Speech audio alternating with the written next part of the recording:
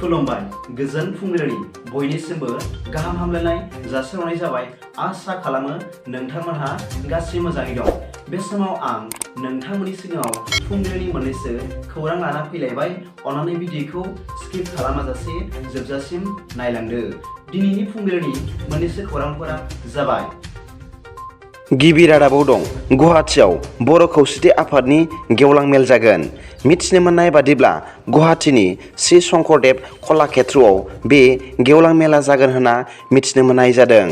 बे जथुम्मानि हाबाफारिया फैगौ 2023 मायथाइनि 5, 6 आरो 7 जानुवारियाव खुंजागोन आरो जथुम्मानि 5 अक्ट'खालि जर'खायै मोनसे थान्दैफोरनि मेल जागोन आरो बे थान्दै मेलाव हांख्राय हरजानाय आलासिफोरा जादों भारतनि रायजोनि ससियेल जास्टिस एन्ड इम्पावारमेन्ट मानाव गेदेर रामदास आथवाले, बिटिआरनि गाहाय मावफुं सोद्रोमा मानाव गेदेर प्रमद बर', आसामनि सोलोंथाइ मन्थ्रि मानाव गेदेर रनज पेगु आरो जायगानि डिसि आरो गोबां समाज सिबियारि बिथांमोनहा बाहागो लागोन होनना मिथिनो मोननाय जादों। मिथिनो मोननाय बादिब्ला बे ओंथिगोनां जथुम्मायाव गोबां आयदाफोरखौ लानानै गुवारै सावरायनाय जागोन। बेफोर जाबाय BKWSC नि आबुं मोनथायफोरखौ सावरायनाय, बर' बिजों फोथांनानै लाखिनायनि सोमोन्दै सावरायनाय, बर' बिजोंनि फोरोंगिरिफोरखौ सरखारि साख्रियाव थिसननायनि सोमोन्दै आरो बर'नि गासैबो जेंनाफोरखौबो सावरायगोन होनना बानजाय आफादनि आफादगिरिया फोरमायदों। नैथि रादाबाव दं क'क्राझार सान्दामारियाव थानाय NLFB डिजिनेटेड केम्पनिफ्राय आइबि बुंथिग्रानि गोख्रों हुमखि। रैखा खालामनो हायाब्ला बर'नि गासै आफादफोरखौसो होसोसिगोन। मैया खौरांगिरिफोरनि सिगाङाव NLFB नि आइबि बुंथिग्राया फोरमायदों दि क'क्राझारनि बियाबफोरनि खथाया ST फोरनि थाखाय थाथारनांगोन आरो बेखौ गासैबो बर'नि आफादफोरा खौसे जानानै रैखा खालामथारनांगोन।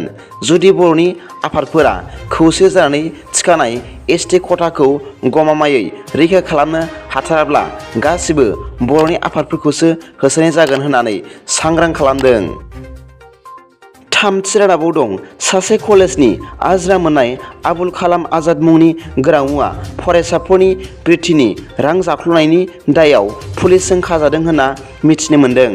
मिथिनो मोननाय बादिब्ला बे गोरामुआ खोला कामरुपनि सन्थलि आनसलिक फरायसालिमानि आगुनि आजिरा मोननाय गोरामु होनना मिथिनो मोननाय जादों। बे गोरामुजों लोगोसे सासे ब्रैथि थाखोनि खामानि मावग्रा सुबुंखौबो पुलिसआ हमफादों होनना मिथिनो मोननाय जादों।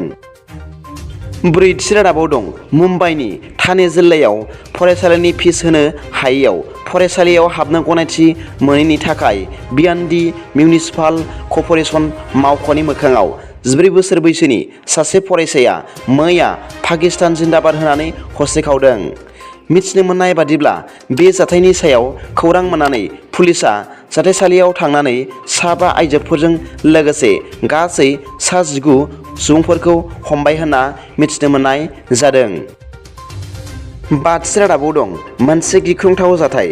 सासे सेंग्राया गावनि मोजां मोननाय सिख्लाखौ बेंगालुरुनि प्रेसिडेन्सि कलेजनि केम्पासआव गोदोनायाव गोबौ हाथियारजों सुनानै जिउ फोजोबदों।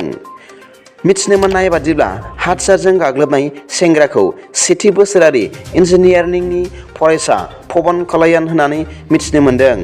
बेजों लोगोसेनो सेंग्राया गावखौबो गोबौ हाथियारजों सुनानै लानायनि खौरांखौ मिथिनो मोननाय जादों।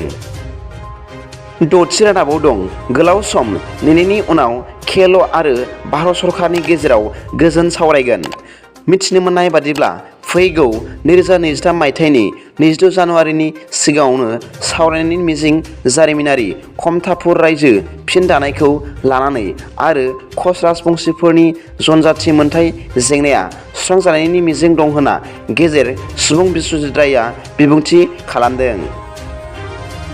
दिनैनि फुंबिलिनि मोननैसो खौरांफोरा दा बेखिनिल'मोन। भिडिअखौ मोजां मोनदोंब्ला अन्नानै लाइक आरो साबस्क्राइब खालामनो दाबाव आरो बेल आइकनआबो थुनानै ला, जाहाथे आं गोदान निउस आपडेट लानानै फैब्ला नोंथांनियाव सिगांग्रो नटिफिकेसन सौहैयो।